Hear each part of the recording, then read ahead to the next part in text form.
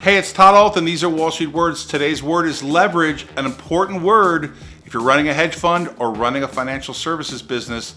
The amount of leverage you have against your asset base is important. Today, we're going to refer to leverage just from a hedge fund perspective. Let's say your hedge fund has $100 million worth of cash and you buy $100 million worth of securities. Those securities can be borrowed against and leveraged to enhance return. By the way, they can also decrease the return in a pretty meaningful way if you're not smart about it.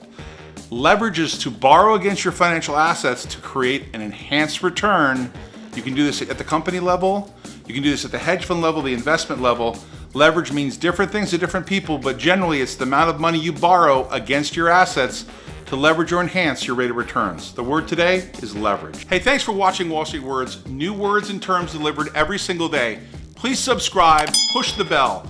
If you found this information helpful or you think someone could benefit from this information, please share this video. Thanks for watching our channel. Always good things happening here.